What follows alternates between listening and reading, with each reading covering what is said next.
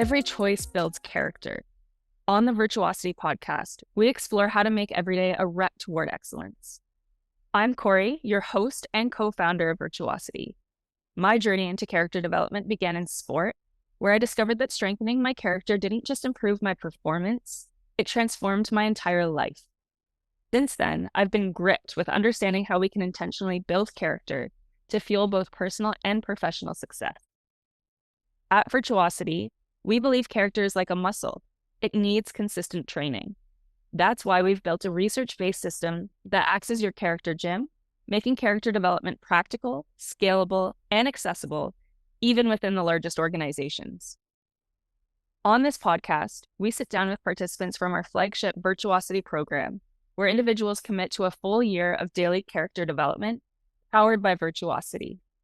Our guests will share why character matters to them, how they're applying it in their personal and professional lives, and the insights they've gained along the way. We hope these conversations challenge, inspire, and equip you with new ways to integrate character into your own journey. Subscribe to stay up to date with our weekly episodes, and if something resonates, share it with your friends and colleagues. Ready to start your own Virtuosity journey? Download the Virtuosity Character app or visit virtuositycharacter.ca to learn more. Now, let's dive into today's episode. Hello, everyone, and welcome to the 8th episode of the Virtuosity podcast. If you're new, I encourage you to check out our launch episode with Mary Crossan for a powerful introduction to the series. Today, we're thrilled to welcome Manisha Patel as our guest. Manisha holds a BA and MA in history from the University of Quebec in Montreal, with her studies focused on the history of ancient civilizations.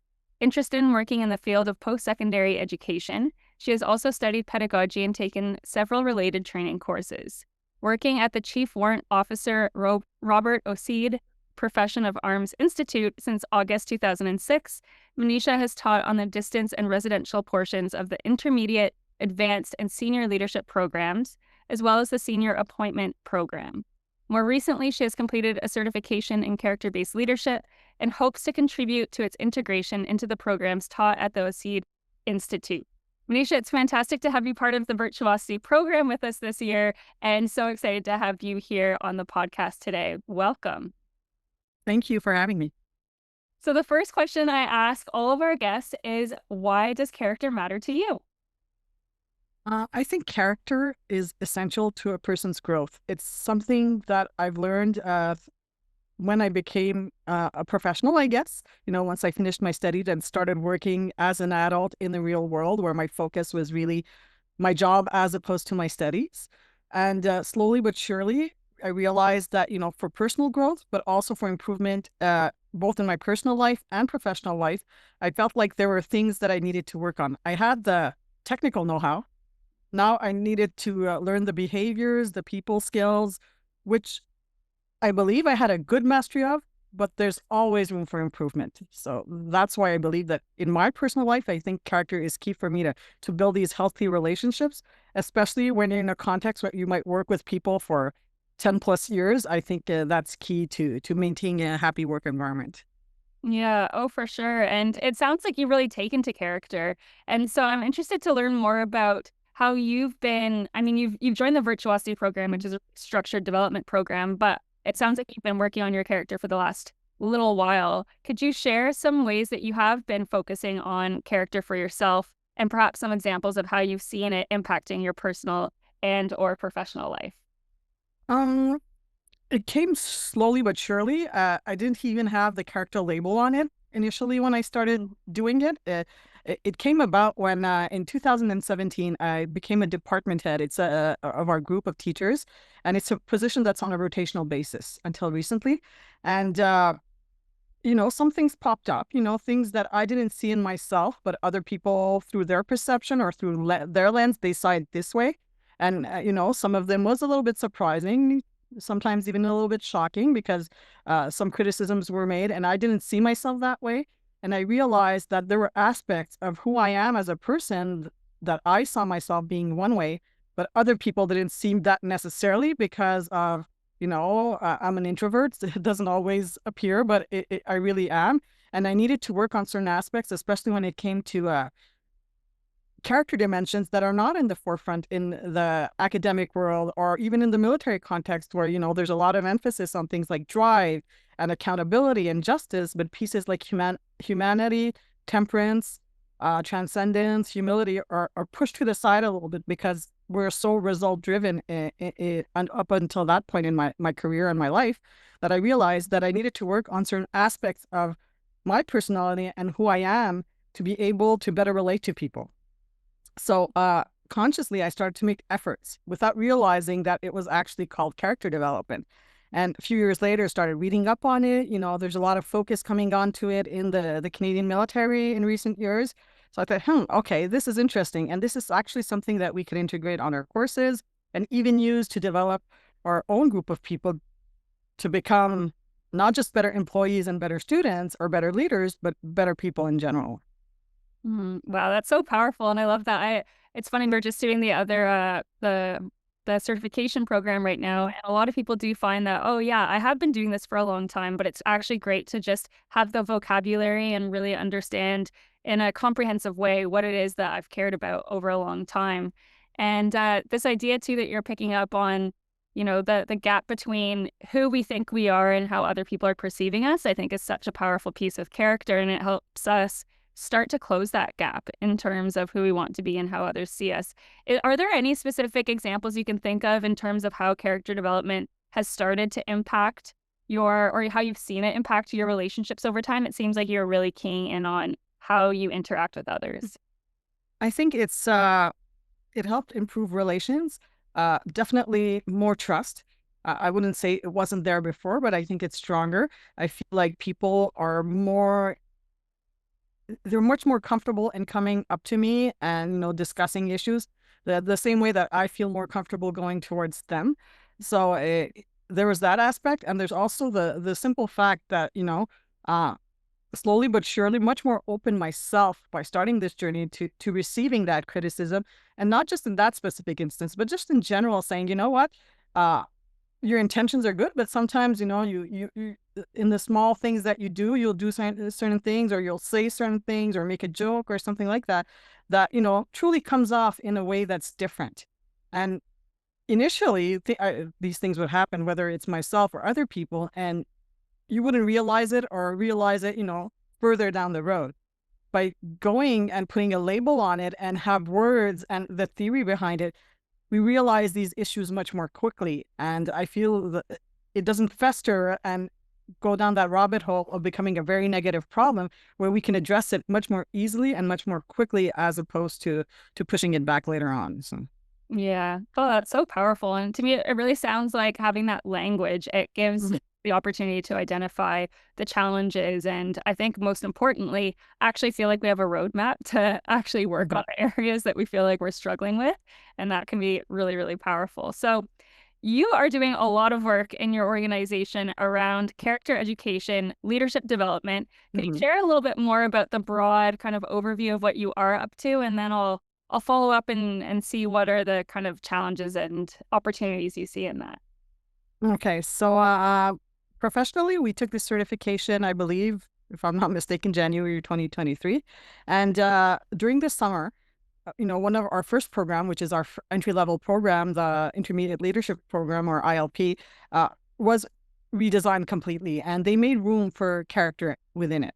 So obviously, we work with military instructors as well, and they work much more closely and on a day-to-day basis with the students that are on our courses. So the civilian teachers who took the certification were essentially there to raise the awareness regarding character. So we will explain what it is, where their interest in it comes from, how it can be a positive for the organization, its benefits, some basic concept as to how you can work on its development and things like that. And so we have like 2 45-minute periods to do that. So we do that. And then we do that at the beginning of that 3-week in-house course.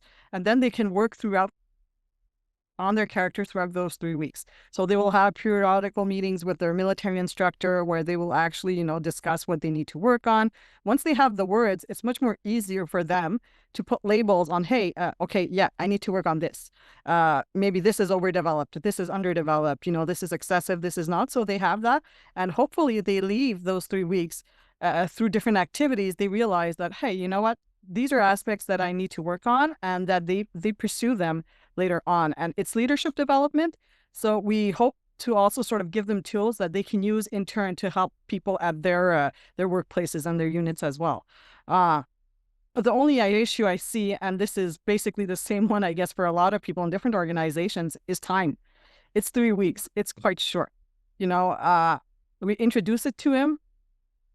I believe they buy into it, at least the basics of it.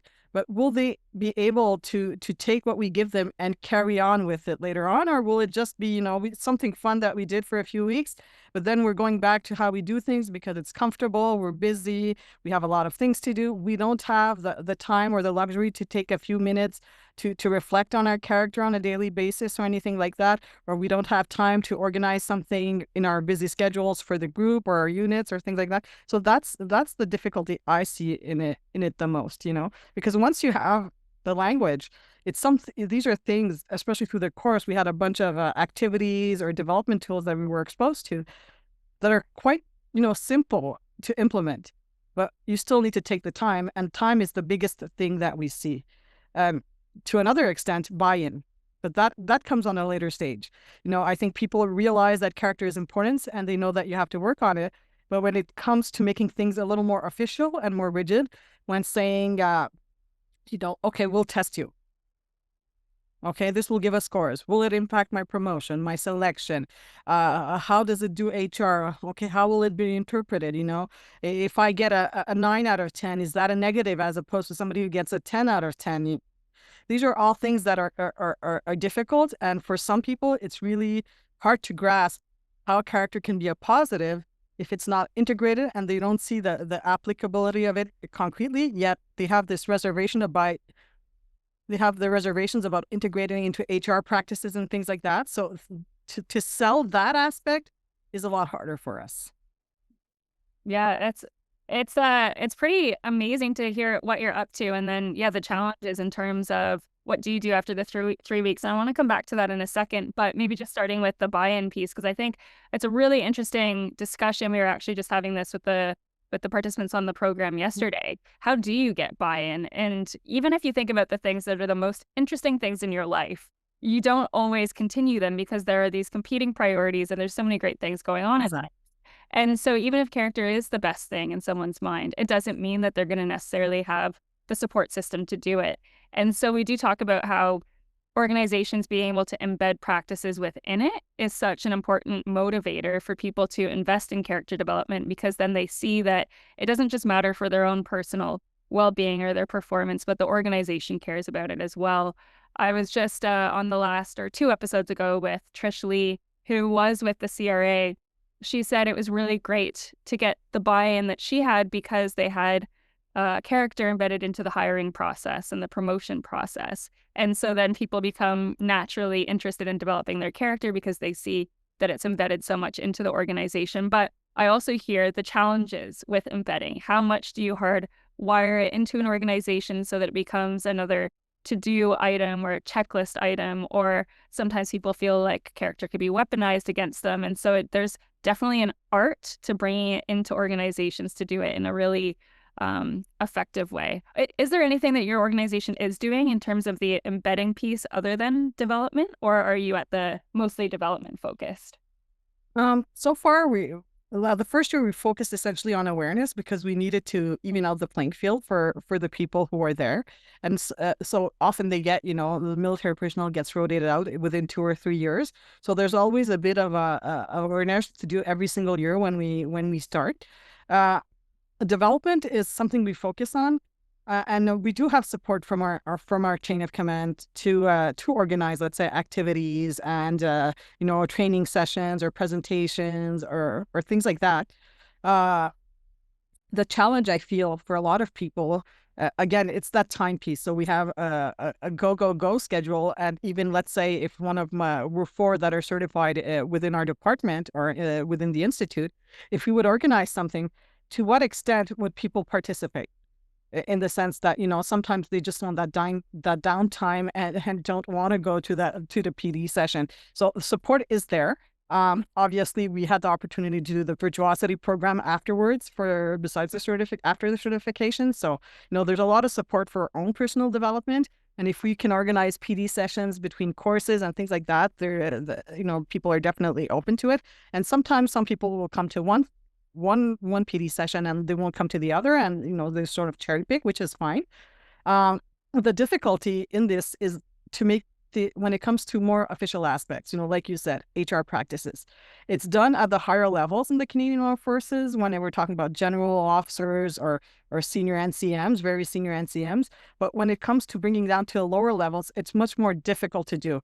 Now, this is a relatively new concept, so hopefully it will trickle down through the years when people see the positive effects of using character assessments in the nomination process, the development process, and so on and so forth. But that's the biggest challenge we have, because people still don't understand it fully. They see that it's a good thing, but we haven't entirely fully sold them on it yet. And there's a bit of fear because, they don't know it. They don't know how it's going to be done. And recently they moved on to a more competency-based evaluation system, and it had its challenges as well. It left a bitter taste in some people's mouth. So they see sometimes these character assessments or anything that's more psychometric in nature as sort of a flavor of the month type of thing sometimes, and that becomes difficult. So I think that, we need to keep pushing it. We started with one program. We're looking into developing the next one, the Advanced Leadership Program, or ALP. So hopefully we can integrate it there as well. And we also need more support, I guess, from the higher ups. We already do, but, to actually promote these assessments and show that there is a benefit to them. And I know that in some militaries, I believe the U.S. Air Force has already integrated to some extent in its practices, and they're seeing positive effects. Sometimes people need the proof. So, build these relationships maybe with the Canada Revenue Agency or shared services, or even the border services, who've already had character embedded in their development stages in their organization quite before us, to say, hey, you know what? We have benefits. How can you use it? And this is something that we need to sell it to people who are often of a military mindset, and the Ivy model. And what we like about it, and there are pros and cons to different leadership models and things like that, is makes things more concrete. It's much more easier for us to explain these things to them. So we're getting there, but there's still a long ways to go. And ideally, we would need even more support than we have to say, hey, you know what? Maybe there will be mistakes. We'll drop the ball a few times, but it's okay, because in the long run, we'll gain from it. But like you mentioned, competing priorities make it so we tend to see the short term. And right now, we're so focused on what we're doing that, those things get pushed aside. So hopefully there'll be a push from the institution to push this through and say, hey, you know what? We're going with it. And that's it, Yeah. Yeah. Oh, wow. And, you're mentioning all those other organizations that have been doing this. And I think that's the great news, is that we do have this community of practice where you can really lean on each other, ask each other what's going well, and bring that back into your own organization. And we're actually working on a big empirical paper to demonstrate a lot of the benefits associated with not just strong character, but also what actually happens when we develop character. And so hopefully that will help make a stronger case for character for everyone in the organizations. When you talk about those 3 weeks that you have, what are some of the benefits that you start seeing right away? What are maybe some of those aha moments that people see when perhaps they're learning the language of character and they see how it's impacting their leadership? Does anything come to mind for you? I think people realize slowly but surely how character is multidimensional. Different levels, different layers, different, sometimes it's more of this, sometimes more of that. It's much more complex than we think. It's not, just driven by a few elements or a few dimensions or a few traits, but it's a whole package deal. And when we start making them reflect on things, let's say, often we'll ask them in one of my presentations, okay, so give me a leader profile, something very typical in the military context, where let's say a lot of drive, a lot of accountability. How did it go, And often they will say, well, it went well. When it went well, other dimensions will pop up in there while they're explaining. So, oh, it went well because we collaborated. We considered the welfare of people, so the humanity aspect comes into play as well. Or when they say, in this instance, it was an excessive amount of drive and it didn't go well, they realize while they're explaining that it didn't work out well because we didn't work with people. So they're able to see that it's not just about one thing, but about bringing many things together. And sometimes, sort of like it was for me when I took my course initially, a lot of them just, it sows the seed, so to speak. So just to get them thinking about it, I think is a good step to do. And we've had people, not a lot, but some people who contact us and say, hey, you know what, I'd like to brush up on this, or maybe have a piece or an activity organized on one of the dimensions. Can you provide me with literature or things like that, so we can come up with a presentation or something like that. So we can see how it's being pushed forth, and it's actually integrated in military doctrine in ethos now in 2022. So character was included in that. So a lot of people are buying into it more. So they see its importance, and just that is a good step, because sometimes they see it as a buzzword, but they don't have much details in it. And a lot of their leaders or their managers or so forth, they're not aware of character because this is new for them as well. So when they come here, they see that, they get exposed to it, they realize that it's, there's a reason why there's 11 dimensions and they're all interconnected together, and they take that away. And, if it's not, for their unit, at least they use it for their own personal development. So it sows the seed. I would like to see it pursued on, but unfortunately, we don't control what goes on once they complete the course. Mm. And I was going to ask you about that. Yeah, what does happen? So are you totally hands off? They just kind of do their own thing, or what happens? So, it's not so much just on character, but there is a few people working on the psychometric tools development in general. So MBTI, emotional intelligence, things like that. So they can most definitely, go through that aspect of development, and some people will continue on with it. Some people just, continue on it on a personal level to some extent at other units, but it's very difficult for us to measure that, because once they complete the program that they do, they sort of go on their own. And unless they maintain that contact through different means, because I don't know, they work on a different project, or they come back as an instructor themselves on our courses, or, they get, promoted rather quickly on our courses so they can continue on, it's much more difficult for us to follow up on that. So what we're aiming at least what I personally aim at, is to make them realize its importance so they can continue on sort of with it on their own a little bit. Right, right. So it sounds like, again, you keep coming back to this awareness as opposed to development. You're very clear that your job is to really help them understand what character is, understand that language, and then hoping that that gives them enough to essentially kind of look for development opportunities after that. Is that kind of what you're saying? Exactly, because through my personal journey, and even through doing the Virtuosity program, character development is a continuous process. It's not something that will ever stop, I think. Sometimes you get good at something and you push it aside, and then you figure out later on that you need to work on it again for different reasons. And sometimes it's sustained a little bit better depending on your needs and whatnot. And unfortunately, we don't have that time with our students. Once they've done their DL, which is 10 weeks, and their RL, which is the residential portion, which is 3 weeks, we have no control of what they do afterwards, so to speak. So just getting that awareness piece out is more important for us, because development, it takes years, especially when you consider all the dimensions and the different elements and behaviors and so on and so forth.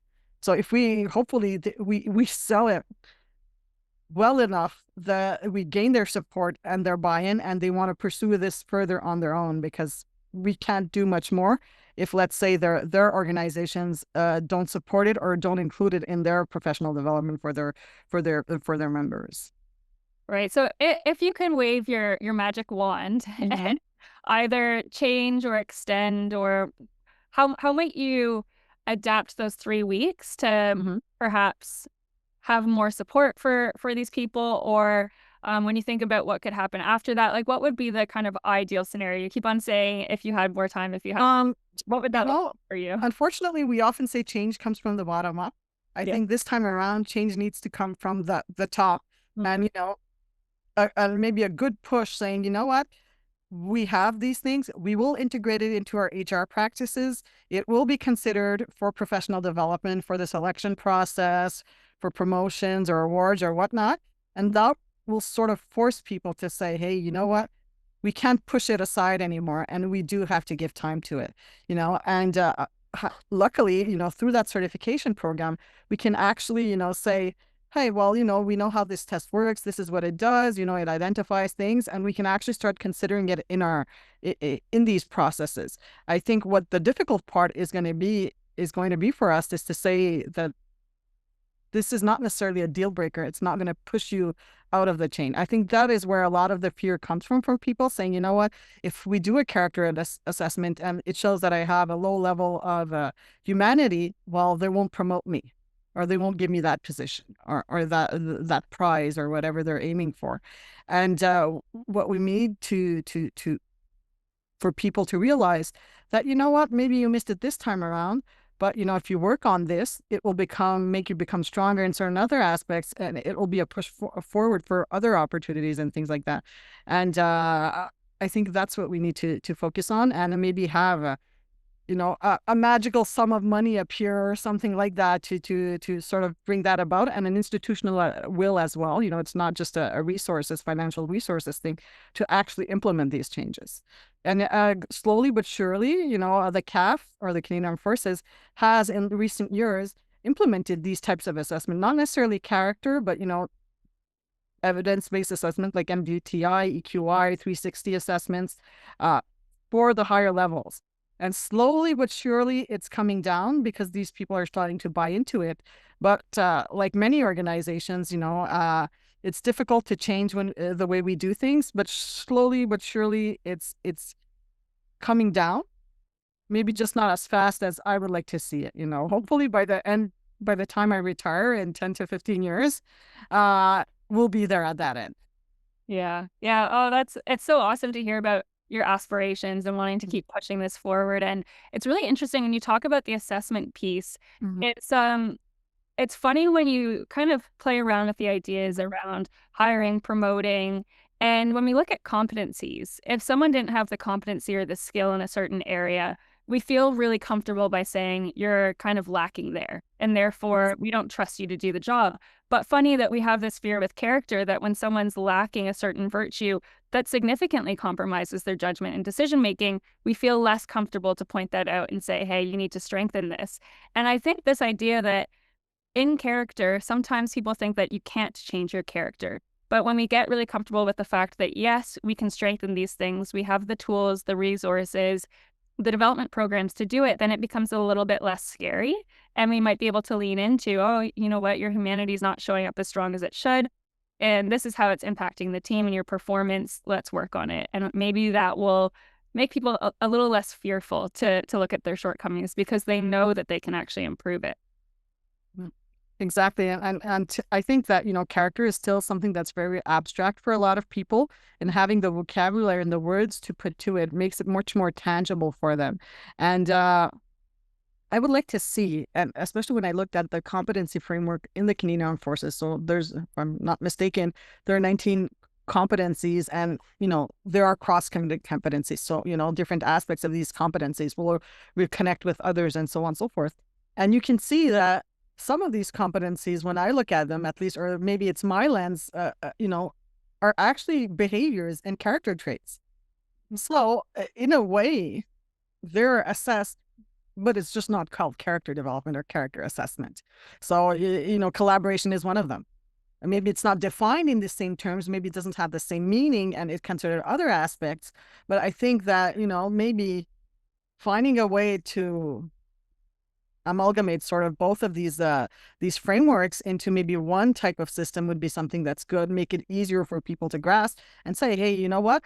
Competencies and character go hand in hand. It's not two different things, and you need both of it. And people often relate to say, well, okay, this person got appointed or promoted because they did a lot of things, but they burned so many bridges while doing so.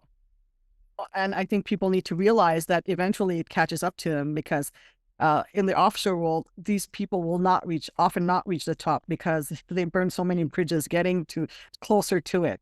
So I think we need to show sharing experiences. I think will become a positive, and having senior leaders coming up, people who've taken this course like me, not just civilians but military as well, showing that there are positive effects to it. There's growth associated with it. There are benefits to it, and we need to push forward with it. And this is, I think there's going to be a gap because the Canadian Armed Forces is a quite big organization in terms of people. So there's that sensitivity regarding character that's at the top level, because it is considered to some extent, or at least personality assessments, or those types of assessments are considered, and we're pushing the importance of it at the lower levels as well. And on the RMC Saint Jean's was physical site where we work, there's also the officer cadets, and they're getting character development as they come in. So first year they will do awareness, and then if they're here with us for years 2, 3, 4, 5, depending on what they like to do in terms of work or their trades within the forces, they will get that opportunity to develop these traits because it's part of their professional or military development.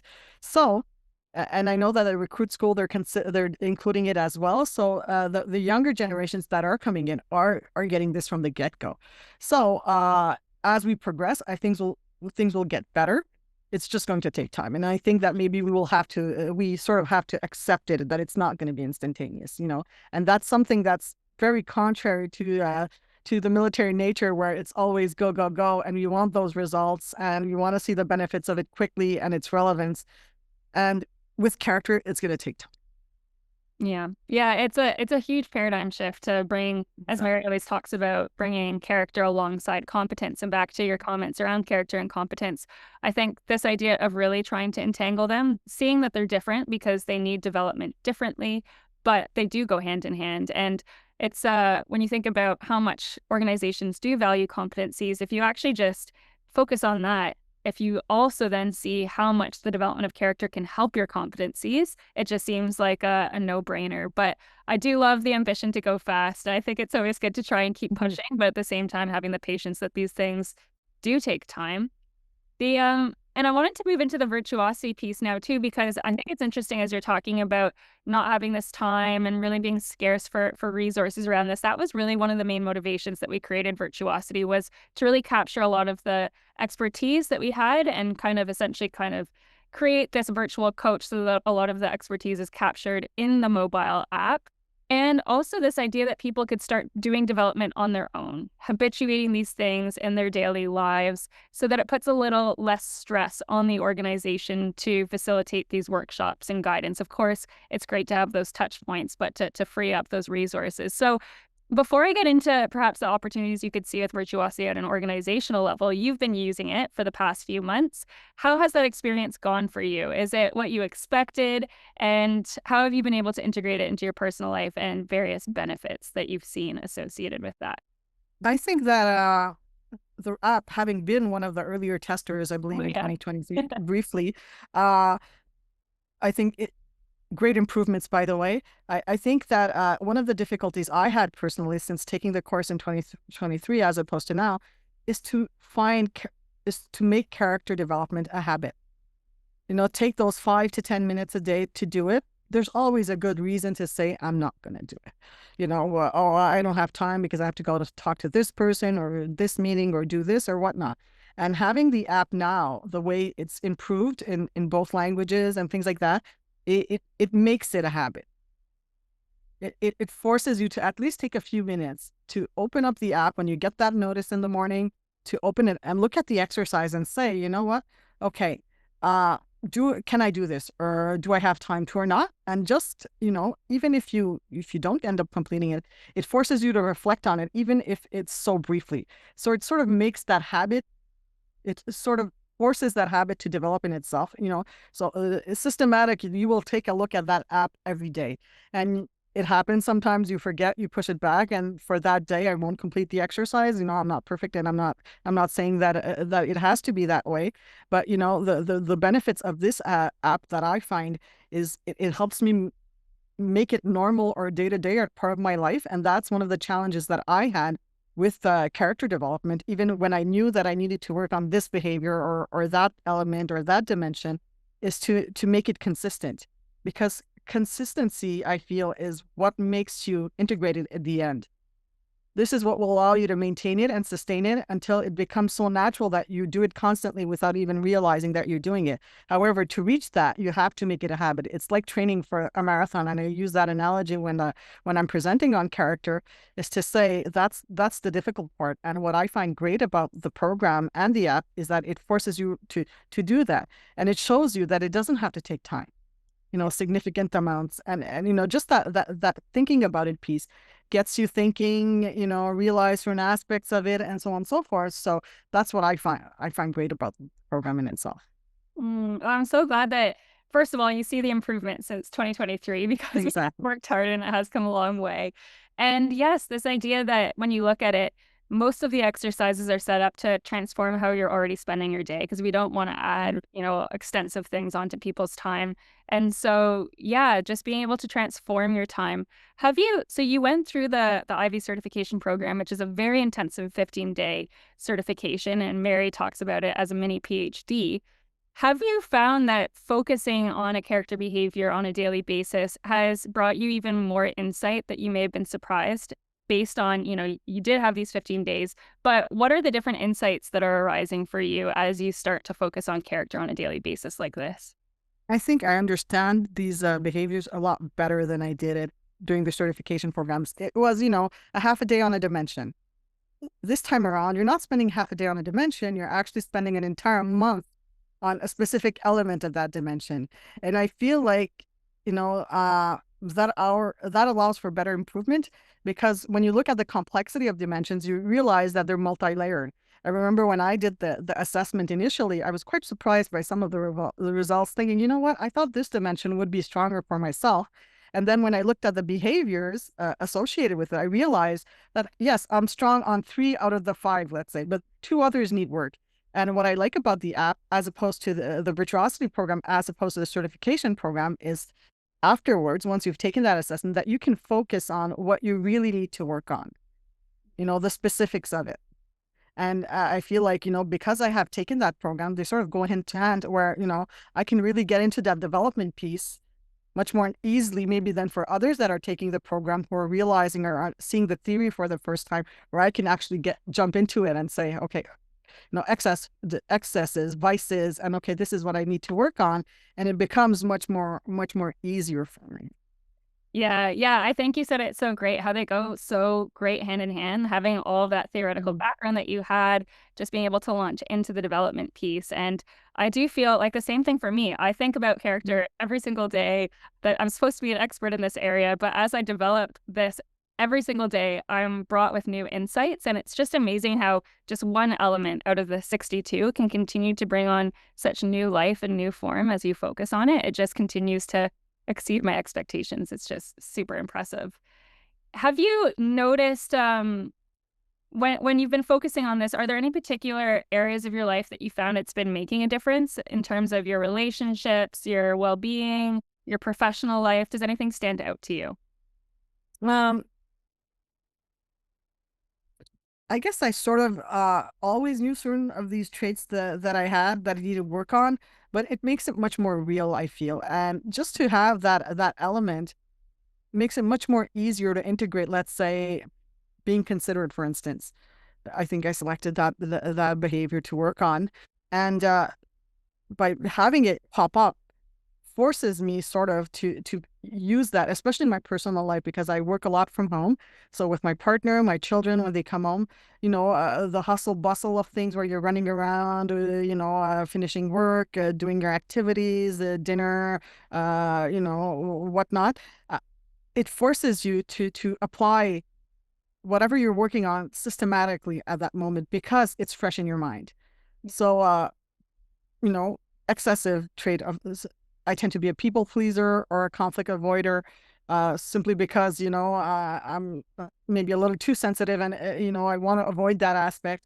And having that pop up forces me to not do that or to be more in a certain way or realize the impact it's having on people, even if it seems minute, because it's the small things that build up. The big clash, you'll get over it. It's more shocking initially, but once you deal with it, you move on from it. And it's the little things that matter. And I feel like, with the app, that I can do that. Sometimes I tend to be over considerate, and now having that thinking about it makes me realize that, hey, you know what? I need to balance things out a little more on a consistent basis, and not just periodically when something pops up in my life. Yeah. Oh, that's I'm also focusing on being considerate this month. So a lot of what you're talking about resonates. So, and one more question around the Virtuosity app as well. So when you moving from your personal life to back to the organization, Mm-hmm. you think about the possibility of how that might be able to support or transform programs within your organization. What are the opportunities you could see there? I think that there's a lot of support for this, because this is something that the Virtuosity program, not the certification course, this is something that we asked for, but this is something that actually came up from the top down. They had, a certain amount of resources available, and they said, hey, you know what? This is something that we're hearing it about more and more. Is would the people who are working on CBL interested? Would you be interested in taking this course? It says, hey, yeah, great, so there is support for that. And I can easily see the organization, because, carving out those time frames for that half-day session or whatnot is difficult, because some people are on vacation, some people are still teaching, and it's hard to get everybody together. The app, I think, if it's, I see it as a great tool for an organization that's willing to, let's say, use it to provide it to their people. Everybody has a cell phone now, to say that we can use this to develop our own personnel. And I actually, last time around when I gave that awareness presentation, I actually pulled out my phone and said, hey, you know what? This is what we do, and this is how it works. And people were actually saying, hey, and they saw that exercise that didn't, and you can select what you need to work on and adapt it on a weekly basis. I think it's a great tool to have. And I think that, obviously, if the resources are there, I can definitely see, at least where I work, my organization, for the people who want it, maybe not, in an obligation for all, for the ones who are vested in it, to benefit from it and say, hey, you know what, would you be interested? And if the resources are there, I think this is something that they would support. Yeah, it's really great to hear. And it's interesting, that last little piece too, like the people that are interested in it, because I found that when we do this at scale, the digitalization or the tech piece doesn't always resonate with everyone. And so something that we're actually working on is making kind of like a Virtuosity aligned workbook available, because some people are kind of more old school pen and paper. So I do think, though, that this idea of just being able to do these things at scale could have such a big impact in organizations trying to kind of bring this through in the entire organization. It's a big challenge. So I am looking at the time here, and I'm going to get us towards the last question, but I will give you an opportunity to come back to something that we may have missed after this one. So the closing question that I do typically ask is around the character quotient. So I've asked you to take the character quotient, and for the listeners that may not know what the character quotient is, essentially it's an assessment with 10 questions that Mary and I put together that really helps people figure out what are the opportunities that they can strengthen to bring character more effectively into their lives, both personally and professionally. So there's 3 areas. There's the awareness of what character is. There's 4 questions around the development of character. How well are you practicing character? And then there's 2 questions on the application of character in their organization. So you did take the assessment. How did that go for you? And what areas are you really happy with? And what areas perhaps do you want to now strengthen based on your results? On a personal level, I would definitely say the development piece, make it a little more consistent. I tend to be very hard with myself, very critical of myself. So I remember when we took the assessment, or the larger assessment in the practitioner course, I scored lower than a lot of people, not necessarily because that's a weakness, but simply because, this is something that I value and I feel strongly about, and I don't believe in perfection. So giving myself a 10 out of 10 or a 5 out of 5 is not something that makes sense to me. The development piece and making a consistent habit is really what I feel like, I think the app helps you get there.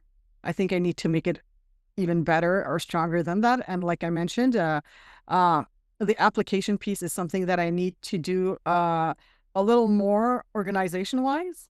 I think personally, it's much more easier to do on an individual basis.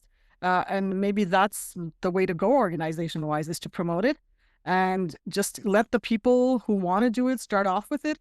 And it will have that trickle down effect.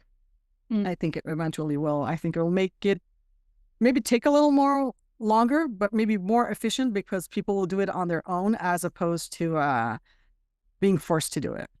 Yeah. Yeah. And that the interesting insight around scoring yourself quite harshly compared to others. And I think it's just really interesting to pay attention to even how we assess and score ourselves and why do we score ourselves that way. But of course, the real gold is in looking at how you move those markers over time to see if you're improving within yourself as opposed to comparing to how others assess themselves. But yeah, no, that's really interesting. And I'm sure it sounds like your focus on the daily development piece is really increased. And it's great to hear that you want to even kick it into next gear. So we've got another 6 or 7 months of the Virtuosity program. So you have time to level that up. And we will focus on how we can actually strengthen those 7 strategies that we use to really bring it even more impact.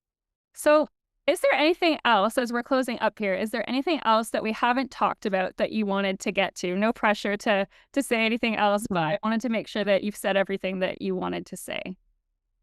I think I have. I think the challenge will be, like I said, it's just reemphasizing the importance of making character development a habit, really being consistent with it. And I think that it will get easier with time. But I realize that there will always be moments where you'll be less involved. And I think a part of me needs to accept that. And I think we need to accept that we won't be perfect all the time and there will be ups and downs. And just the character quotient test, I thought that if I would have taken that test 2 months ago, I probably would have had different answers. And if I take it 2 months later, I would probably give different answers as well. So I think people need to accept that a character is on an evolving scale. It's something that varies, has its ups and downs, and we just need to accept that and work on it and adapt as things pop up to continue that character development.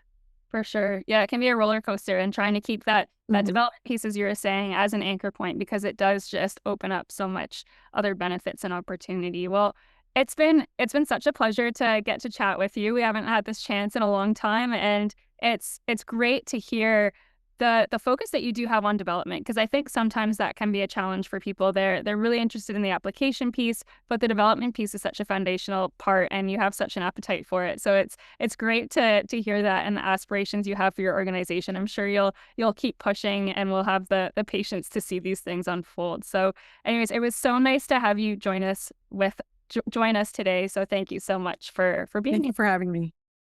You have just finished another episode from the Virtuosity podcast. If you have any questions and want to connect, please reach out to me at Corey@virtuositycharacter.ca. I'm also on LinkedIn, so let's connect. As always, thank you so much for listening. Bye for now.